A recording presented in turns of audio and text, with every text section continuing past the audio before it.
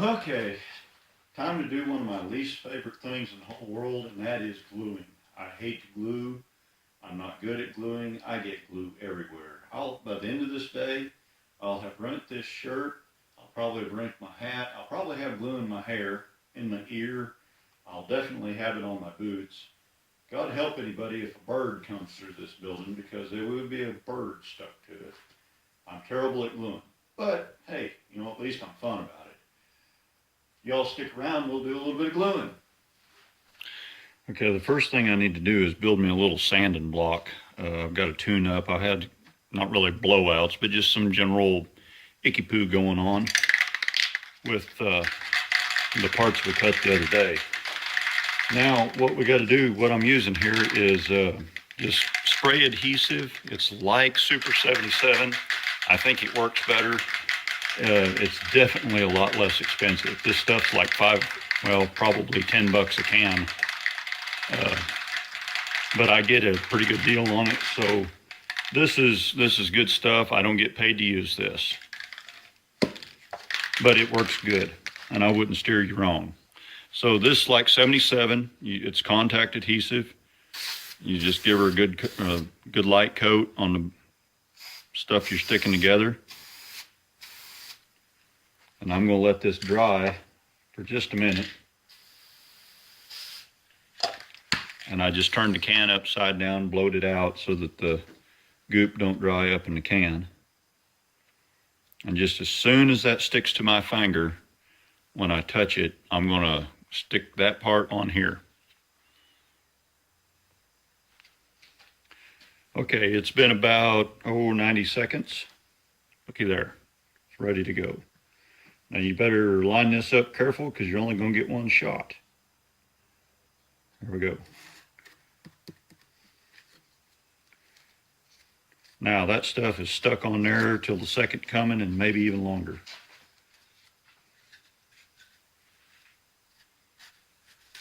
And that's just 120 grit gator paper. I don't know, some cheap sandpaper, but it's 120 grit. Okay, you can see here this tore out just a little bit. Didn't cut clean because I got in a hurry and I didn't take my time and I was naughty and all of that. So with my little sanding block here,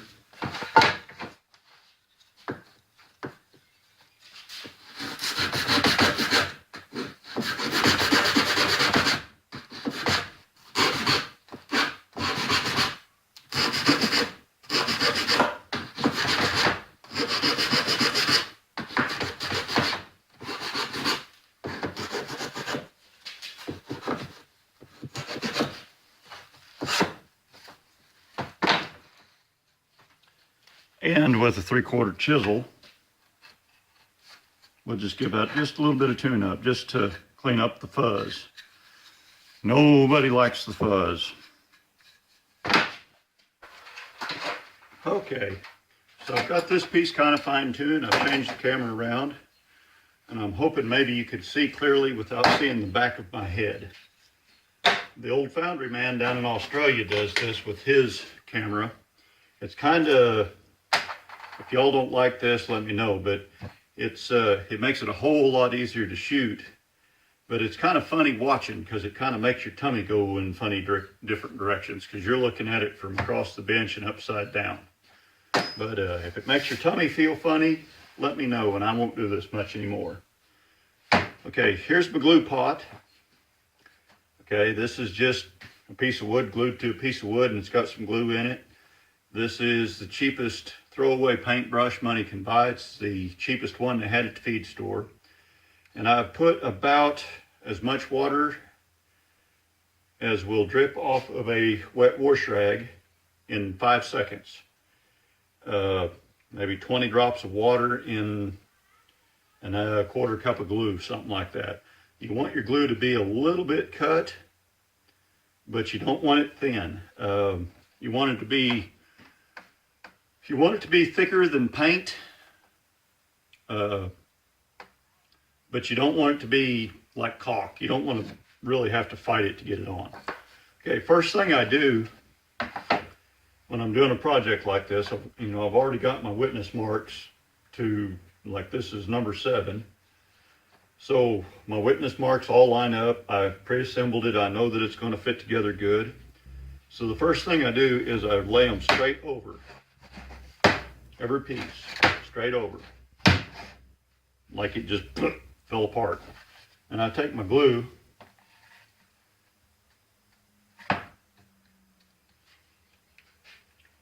and I hit all the corners.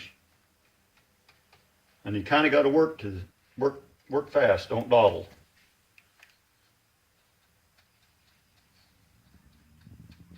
Okay, so now I've got glue on the tops of everything, which would be the inside. The reason I do that, probably pretty clear right now that I've done it. So get down in these fingers good.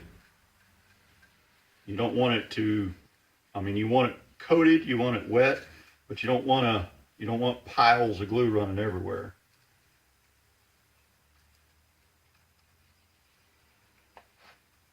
You get a little bit too much, just kind of scrape her off.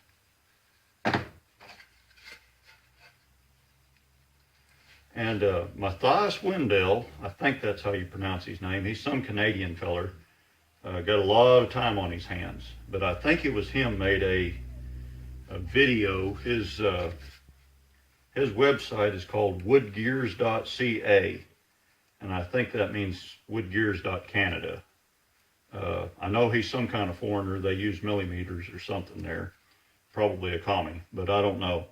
Anyway, I believe it was him. He did a test of failure strength of various corners. He did splines like not splines.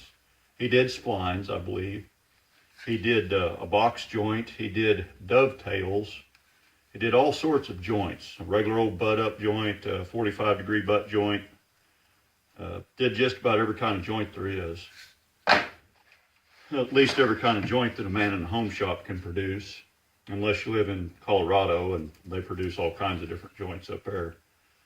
But anyway, Mr. Wendell, whatever his name is, did that. It was a destructive test. He glued up joints and then rigged him up a little bottle jack and some sort of a strain gauge and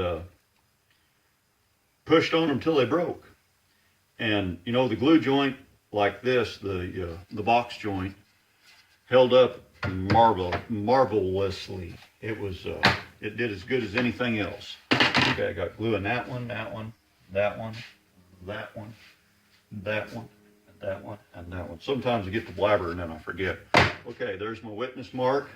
My glue is on the inside. There's my witness mark. Glue's on the inside. There's my witness mark. Glue's on the inside. There's my witness mark. Glue's on the inside. Because when you're gluing this up and you're turning it every which way, you can get them crooked and upside down and backward and every other thing. And you'll notice this is nowhere near square. I ain't gonna square it yet.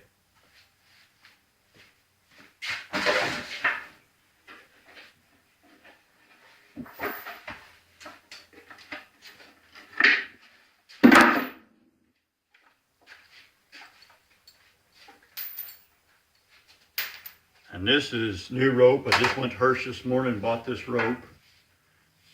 Seen Les and Bunchkus up there, and they pestered me a little bit, but I like going in there. If you go into a store and ain't nobody knows you by name in that store, either you're a jerk and you don't talk to nobody, or you're going to the wrong store. Or maybe they know you by name in the store because you're such a jerk. That's probably why everybody knows who I am at my stores. But anyway, okay, these are just chain links. I ran out of S-hooks. These are just chain links. And I'm sure you can figure out how to cut them on your own without me going into great detail. I'm just centering them up a little bit so that they're bearing pretty straight. Zoop. And this is new rope, or new string, so it has got a lot of stretch to it.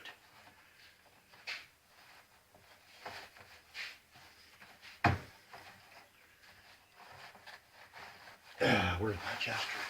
Ah.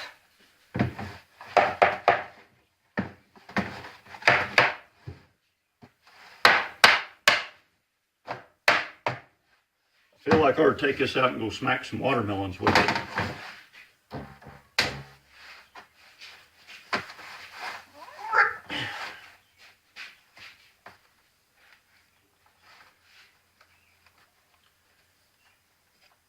If that ain't tight enough, we'll always say it should have been.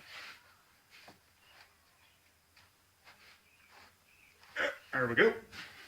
We'll slide these up, put them back in the middle.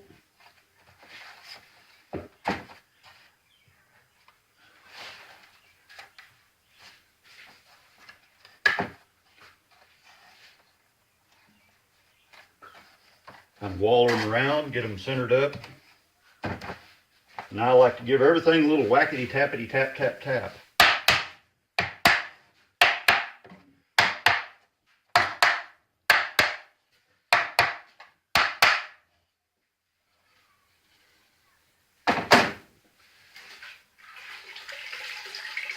Now you can't see it, but off camera I've got a bucket full of cold water and one of my wife's old wash rags here, an old towel or something. I'm just going to give that a quick little wipe on the inside. I don't care about the outside at all. We'll be hitting that up with a plane here after a while anyway. Don't care about the inside.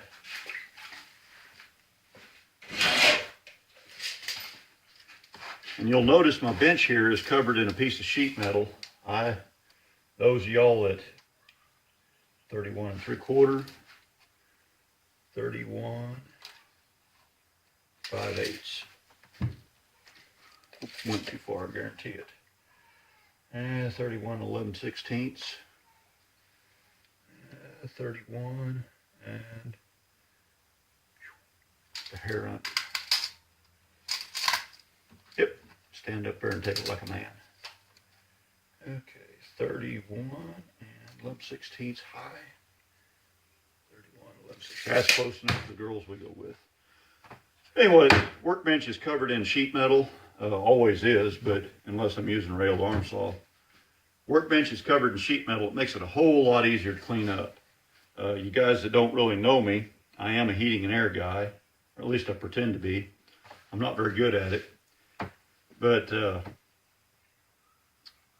if you're not a heating and air guy, make friends with one. Get you some sheet metal, cover up your benches for doing this stuff with. You know, if you're welding or something, throw down a piece of sheet metal. And, you know, it's $15 a sheet to buy it. So why wouldn't you? I'm going to go stack this thing over out of the way. And we'll do something here later. So that's about all there is to that. We got a whole house full of kids visiting. And my wife needs a little help, and I'm supposed to go clean out the guinea pig cage. So that's all we got for today. Y'all have a good one. Drive safe. Watch for deer. Why do we eat?